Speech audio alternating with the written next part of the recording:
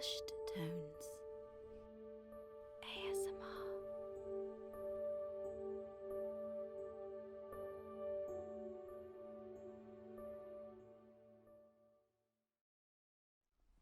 Hey everybody, it's Hushed Tones ASMR, and in this video I thought that I would just do a little bit of explaining of my kind of setup when it comes to making ASMR videos. And I thought it might be a little bit helpful because although I'm small, like I'm not a big YouTuber, not a big ASMR artist by any means, and I don't think that I am, but I thought it might be good from a small YouTuber's perspective for other people who might want to try being an ASMR artist to kind of see what I do and what I've learnt. So that's this video really. So I'm going to start off with cameras, because I think that the sound is more important, but it definitely helps having a good camera. When it comes to choosing a camera, if you don't already have one, there are a few things you might want to keep in mind. So right now I am filming on a Canon DSLR, which is a very standard YouTuber kind of camera. Not a standard camera, they are expensive, but that's the one I'm using. I was lucky because my boyfriend is a photographer, so he already had this. But it's good in some ways and not in others. So for example, the quality is great. I hope that's something you agree with. It's a nice quality video. It records in great high definition. So in terms of video quality, it's good. And if you want background blurriness, it's not so bad. You can fiddle with a lot of the different settings for lighting and shutter speeds, f-stops, all that kind of stuff, which is good. The only problem I have with this one is that it does not have a movable screen, and that means I can't see what is being filmed or what is in frame. I can't tell when the video is about to shut off, as all cameras have a certain point at which it quits filming. It's about 25 minutes, between 20 and 25 usually, and so I don't know when that is. So sometimes I've talked for a little bit and I've lost that footage, which is really annoying. And also when you have something that you have in frame, so for example if you're filming sounds where you are moving things around, and if you are filming a role play where things need to go to the edges of the screen or off screen, I don't know when that is, so I don't know when my fingers are in and out. And I used to combat this by having a full-length mirror behind the camera to kind of see, but then the camera's still kind of in the way of me seeing the screen, so it wasn't ideal. So definitely something to bear in mind. I have recently changed cameras, and I now have this one, which is a Canon G7X, and I bought this because I have another YouTube channel, which I started before my ASMR one, and I thought this would also be good for that one, as well as this one, where I can correct the mistakes or the things I didn't have. So this one does have a screen. I can flip it up and then I can see exactly what is going on. I can see whether I'm in frame, whether the things I'm using are in frame. It also will have a timer that turns red when it's about to stop, which is great, especially for those really long videos. And it's also much lighter, which it's good for vlogging. So if I do vlogs on my other channel, which you don't tend to for ASMR, but lighter cameras are nice anyway. So this is the one that I use now, and I'm only using my old one so that I can show you this one, and also I just filmed an ASMR video and the battery is now gone. So I can't turn it on, unfortunately.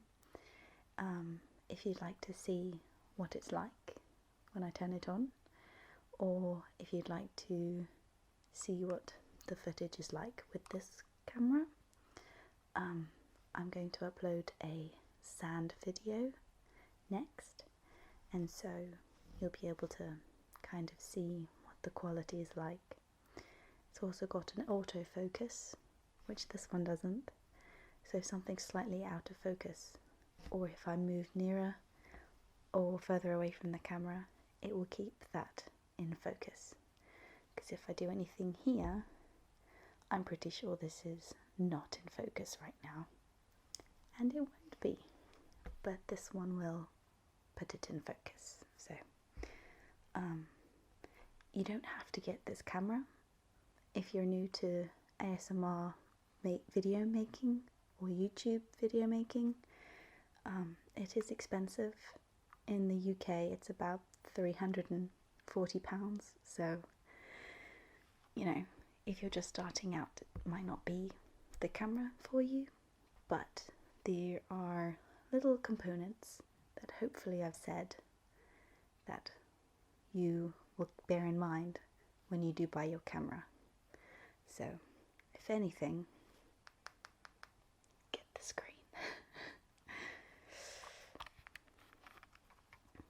Okay.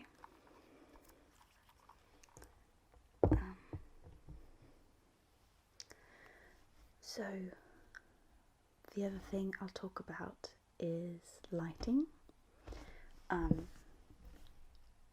It's a very simple light that I have right now. I've experimented with a few things. With regular YouTube videos, white lights, daylight bulbs are better, so that it kind of looks like a brighter, crisper image. But with ASMR, it's a bit different. You want a relaxed atmosphere, and people will watch it as they go to bed, so they don't want it to be bright. So I have a soft white light bulb, which is what you would usually get in a household to have a nice soft glow around. So soft white light bulbs are good. This lamp over here is just a floor lamp, which you can get at IKEA or in Walmart if you're in America. It just is a freestanding lamp, and it's got one of those bulbs on top and a lampshade on top, and halfway up there's a movable one. They're so common. This was here in my apartment when I arrived, and I just use the one you can move and point that at myself or at something on a table, and it's quite good that I can move that around to get different angles. But that's all I really use for lighting. I have filmed in the daytime, but I prefer to film at night just so that you can have a darker room with the spotlight, and it's also quieter to film at night too. Not so many people moving around and cars, so pretty basic. So that's a good tip for if you're new. It doesn't have to be a crazy expensive lighting system. In terms of background lighting, you can venture into that, obviously, and fairy lights are obviously a very popular thing. It's creates a nice background and a nice glow. I have that in my bedroom, but not here where I was filming today. It would be nice to one day have a room set up with a little corner so that I could film ASMR videos there, and I can design what it looks like. WhispersRedASMR always has really nice backgrounds now, and I love those, and I would one day like to do something like that, but I live in a small apartment, so I guess I'll have to wait. But it's also something you might want to consider. So I guess the most important thing would be sound, because for some people ASMR is a visual thing, sometimes solely visual, so the sound doesn't really matter. For some people it's both. They need to hear and see what's going on, and for some people it can just be sound, so it doesn't matter what's going on screen as long as the sound's really nice. But a lot of ASMR is about the sound. Before talking about my mic, there are kind of two things you can do, and I kind of do both on my channel. There's soft spoken, and then there's whispering. So right now I would consider this soft spoken, so it's not how I would speak to anybody, but it's not whispering. And then of course there's whispering, which a lot of people like, and so it depends on a person's preference, if they like one more than the other, or if they like both. And some people like the realism of soft speaking compared to whispering. So in role plays they like to have a soft spoken person or someone who talks at almost normal tones, and other people enjoy the whispering aspect. So if you have a preference, do one. If you don't, do both.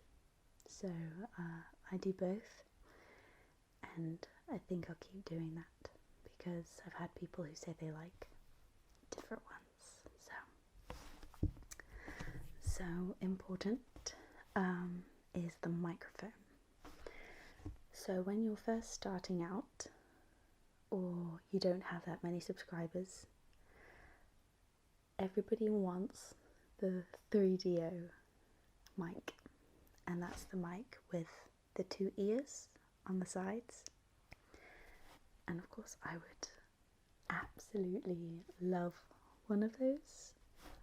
I can't afford it right now, and I would invest in it if I reach a certain number of subscribers, I think, just to make sure that it's value for money, but I do desperately want it. So eventually in the horizon I would like that. Until then I use a mic that is currently down here. Neither of my cameras have an inbuilt microphone.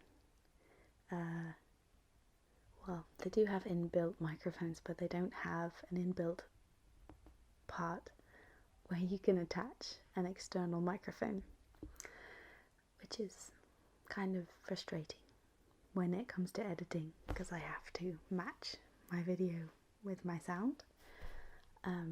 Again, something you might want to consider when choosing a camera, but my mic is an external microphone that I plug into an external recorder, and then, as I said, I edit it together in my editing software.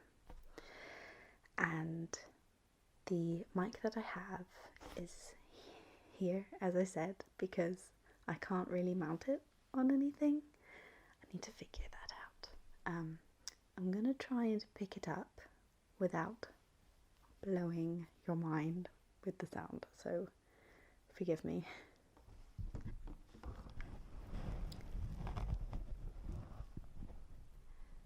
So I hope you can see this. I guess I'll speak into this way. This is my microphone. As you can see, it's super fluffy. It's actually a Rode mic, RODE. Again, a popular mic for YouTubers. And I got this not too long ago, but have immediately noticed a difference in the sound. The sound is much better quality. It filters out all of the other noises for the most part, unless the noises are loud. So anything in the background, it will mute it unless it's supposed to pick it up. Right now there's a train going past. It might pick that up. So just then my camera switched off, and luckily I paused for the train because I didn't know it was going to do that, so hopefully it's caught the end of what I was saying. The fluffy part you can actually remove. It's not attached, you just slip it over the mic itself, and it's meant for outdoor use to negate the sounds of the wind and things like that. I used to use it indoors because I had air conditioning. I lived in Mississippi where it was very hot, and the air conditioning was kind of vital, so I couldn't switch that off. But this helped with the blowing noises from the air conditioning to filter those away, and so I've just kind of left it on, to be honest. But that's the Rode mic, and if you're going to invest in something, I would invest in the microphone. It's absolutely worth it, totally 100% worth it. So, and I do like this one. It's just annoying that I can't put it on top of anything or mount it on anything, but I like the Rode mic, and it wasn't actually hugely expensive, so that was good. And then this is the external microphone recorder. It is itself a microphone. That's what the two prongs up here are for. I'm probably a lot louder now that this is by my face, sorry. So if I unplugged this, I could still record myself. It's really good for interviews generally, outdoors. It's very portable, and this just gives it some direction so that it's pointed at me and captures my voice better, and this is more around sounds. But I just plug my external microphone into here in the line in hole and then press record, and then it records the sound from the microphone, and it records it to a tiny SD card, a micro SD card, which I then take out and put into a adapter, which I then put into my computer, and it's not difficult to do it that way, to be honest. You can match up the sounds and it's okay. You just need to make sure you say something near the beginning that's clear so that you can match the sounds together, and then you can overwrite your camera microphone sounds. This is a Zoom microphone recorder, so I'm going to put this down now. And just in case any of you were wondering, I edit my videos in Adobe Premiere Pro. There are lots of different things you can use to edit videos. If you want something free and really simple, there's on a Windows computer there is a free already pre-installed, I think it's Cyber something Suite, not PowerShot, that's a camera. Anyway, there's an inbuilt one that comes free, and that's not too bad. It's much better than Windows Movie Maker if you have the newer updates, and you can do more with it. And then on a Mac you have iMovie, so those are free. Adobe Premiere Pro you pay for. Still, it's not too expensive, and I think it's on a monthly basis as far as I'm aware. And then there is also Final Cut Pro. That's my French, sorry. Final Cut Pro, which is expensive but a one-off payment. So again, depends what you're willing to spend, when you're willing to spend it, what you want to do with it. But Adobe Premiere Pro is good and I like it. You can do quite a bit with it, but with ASMR videos it's not so much about graphics until you get onto ASMR requests level, in which case it's quite important and heather feather, and definitely not there yet. But these are kind of your basic 4 things really to think about if you are starting to make ASMR videos. You need your camera, in which case I would say the most important thing is to be able to see yourself. Your lighting, soft white light bulbs. Apart from that, it's whatever lighting is good for you.